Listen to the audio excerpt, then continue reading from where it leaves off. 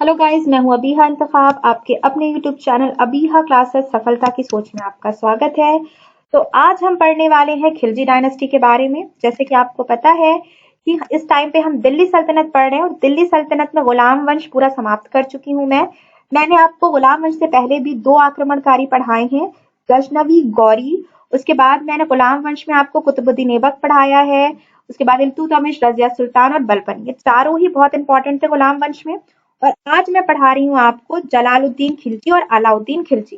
ये खिलजी डायनेस्टी में अगर हम बात करते हैं तो जलालुद्दीन खिलजी को संस्थापक के तौर पे जाना जाता है, लेकिन अलाउद्दीन खिलजी के बारे में भी बहुत सी चीजें हैं। तो मैंने यहाँ पे जलालुद्दीन खिलजी को भी थोड़ा सा पढ़ाया है क्योंकि संस्थापक हैं, तो थोड़ी सी इंफॉर्मेशन होनी ही चाहिए आपको इनके बारे में।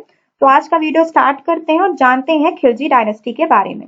जलालुद्दीन खिलजी, जलालुद्दीन खिलजी कौन है भाई? तो जलालुद्दीन खिलजी खिलजी वंश का संस्थापक है और 1290 में जब गुलाम वंश समाप्त होता है तो 1290 में ही एक नई डायनेस्टी शुरू होती है जिसका नाम है खिलजी डायनेस्टी। और ये डायनेस्टी चलती है 1290 से लेके 1320 तक। ये तो जलालुद्दीन खिलजी संस्थापक है। खिलजी ये टाइटल कहाँ से मिला भाई? तो ये टाइटल जो मिला है ये अफगानिस्तान में खल्ज नाम की जगह थी। खल्ज का मतलब होता है बहुत गर्म प्रदेश, वहां से आने वाले कहलाए खिलजी। जलालुद्दीन खिलजी संस्थापक थे जिन्होंने 1290 ईस्वी में खिलजी डायनेस्टी को शुरू किया था और 1296 में इनकी मृत्यु हो जाती है। तो चलिए जानते हैं थोड़ा सा जलालुद्दीन खिलजी के बारे में। अलाउद्दीन खिलजी की ये पिक्चर आप देख सकते हैं। तो जलालुद्दीन खिलजी के तुरंत बाद गद्दी पर बैठता है। जलालुद्दीन खिलजी खिलजी वंश के संस्थापक और दिल्ली सल्तनत के पहले सुल्तान थे। उनका शासनकाल 1290 से 1296 तक था। उन्हें फिरोज अलाउद्दीन खिलजी के नाम से भी जाना जाता है। जलालुद्दीन खिलजी का जन्म लगभग 1220 ईस्वी में हुआ है। 19 जुलाई 1296 को उनका निधन हो जाता है। जलालुद्दीन खिलजी एक अफगानी कबीले के थे। उनके भतीजे जूना खान बाद में अलाउद्दीन खिलजी की उपाधि के साथ गद्दी पर बैठता है। ये दक्कन के हिंदू राज्य पर चढ़ाई करके एल्चपुर और उसके खजाने पर कब्जा कर लिया था। जूना खान ने अपने चाचा की हत्या कर दी और अलाउद्दीन खिलजी की उपाधि धारण कर ली थी।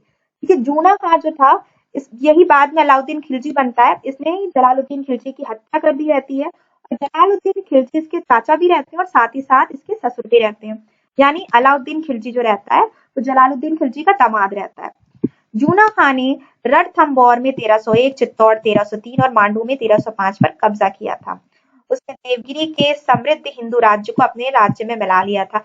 एक याद रखिएगा, दक्षिण तक दिल्ली सल्तनत में दक्षिण तक वो कौन सा ऐसा शासक है जो पहली बार पहुंचा? उसका नाम है अलाउद्दीन खिलजी। दक्षिण से इसे दो चीज बहुत इंपॉर्टेंट मिली है जिसे इतिहासकार बहुत अच्छे से लिखते हैं। एक तो कोहिनूर हीरा और दूसरा मलिक काफूर जो बाद में इसका सेनापति रहता है। उसने मंगोल के आक्रमण का भी मुंहतोड़ जवाब दिया था। अलाउद्दीन खिलजी देखिए 1296 से 1316 तक बैठता है। अलाउद्दीन खिलजी जलालुद्दीन का महत्वाकांक्षी भतीजा और दामाद था। उसने अपने चाचा की मदद सत्ता पाने में की थी तथा अमीर यानी उत्सवों का शहंशाह के रूप में नियुक्त हुआ था। जलालुद्दीन के शासनकाल में अलाउद्दीन की दो प्रमुख जीत थी।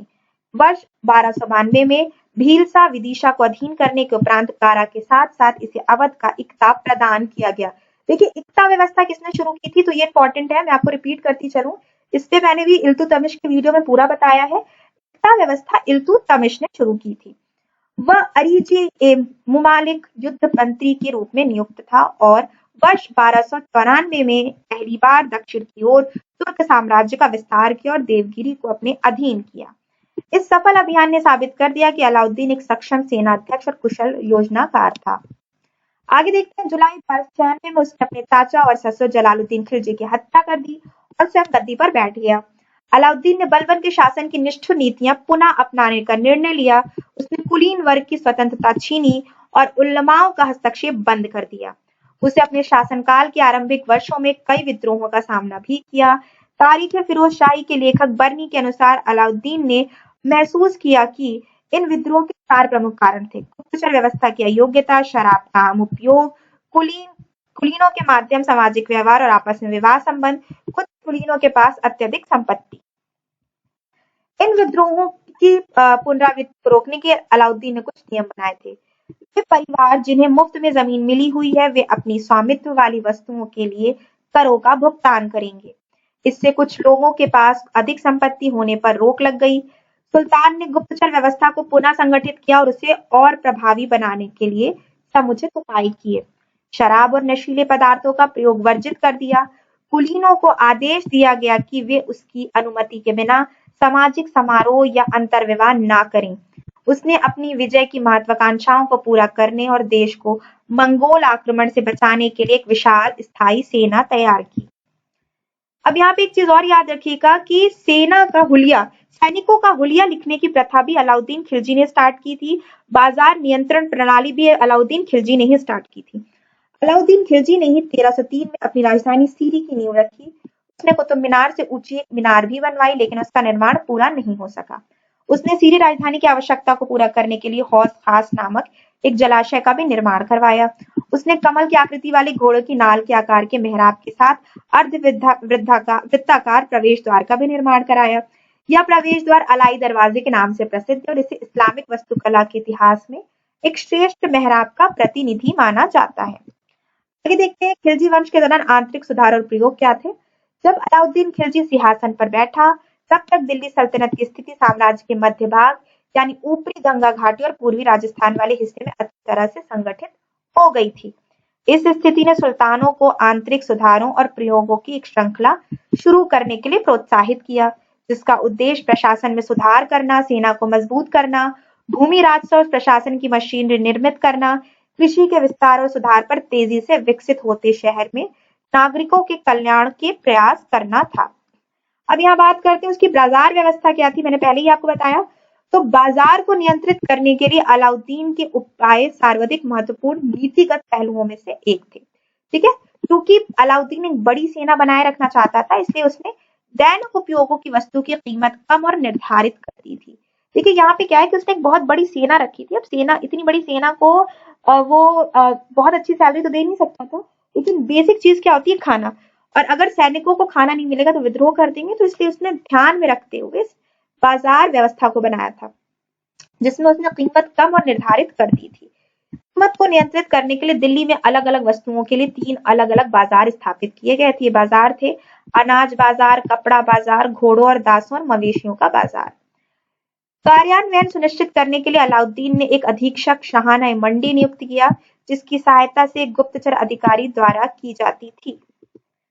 अब यहाँ शाहनाए मंडी के अतिरिक्त अलाउद्दीन को 2 अन्य स्वतंत्र स्रोतों, बरीद सूचनाधिकारी और मोहियन गुप्तचर से बाजार की दैनिक रिपोर्ट प्राप्त होती थी। सुल्तान के आदेशों के किसी भी उल्लंघन के परिणाम स्वरूप कठोर दंड का प्रावधान था, जिसमें राजधानी से निष्कासन, जुर्माना लगाना, कारावास और अंग भंग करना भी शामिल था।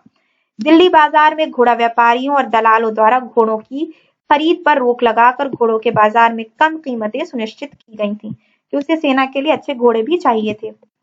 कृषि सुधार की बात करते हैं तो बाजार नियंत्रण के अतिरिक्त अलाउद्दीन ने भू राजस्व प्रशासन के क्षेत्र में भी महत्वपूर्ण कदम उठाए। वह सुल्तान में पहला सुल्तान था जिसने इस बात पर बल दिया कि दोआब में भू राजस्व का आंकलन कृषि के अंतर्गत भूमि की पैदाइश के आधार पर किया जाएगा। इसके तात्पर्य यह था कि गांव के अमीरों और शक्तिशाली लोग जिनके पास अधिक भूमि थी, अपना बोझ गरीबों पर नहीं डाल सकते थे।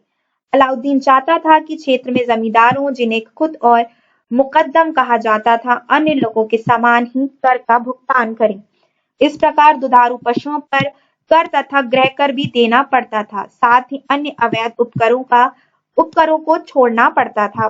अब आगे देखते हैं दिल्ली सल्तनत का विस्तार, यानी कुछ अभियान उसने जो चलाए थे। तो यहाँ पे देख सकते हैं कि गुजरात, अलाउद्दीन ने अपने क्षेत्र विस्तार अभियान की शुरुआत गुजरात के विरुद्ध की।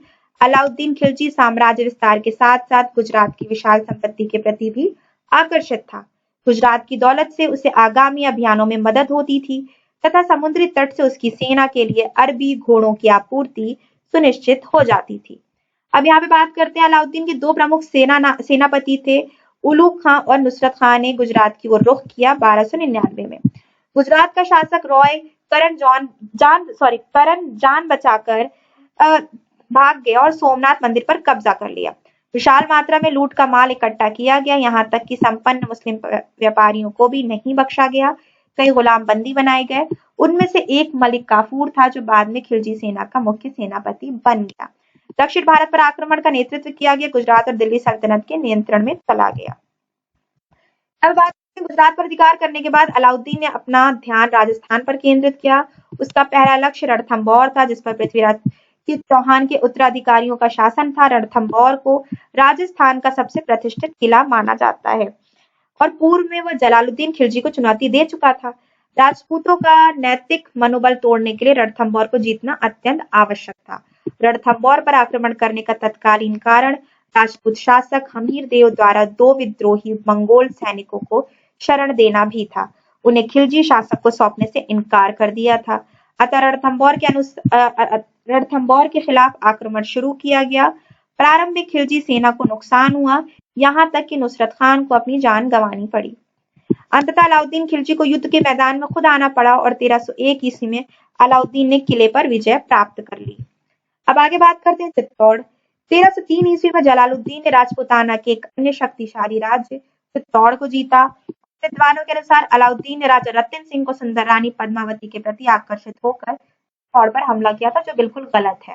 हालांकि कुछ इतिहासकार इस कथा को मानने से इनकार करते हैं, क्योंकि उसका उल्लेख मलिक मोहम्मद जायसी द्वारा 200 वर्षों बाद पद्मावत में पहली बार मिलता है, तो ये बिल्कुल सही भी नहीं माना जाता। अमीर खुसरो के अनुसार सुल्तान ने अपनी आम जनता के कत्लेआम का आदेश दिया।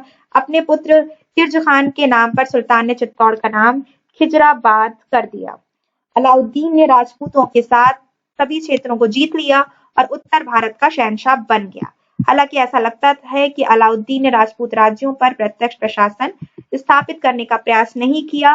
राजपूत शासकों को शासन करने की अनुमति थी, लेकिन उन्हें नियमित कर देना पड़ता था और सुल्तान के आदेशों का पालन करना पड़ता था।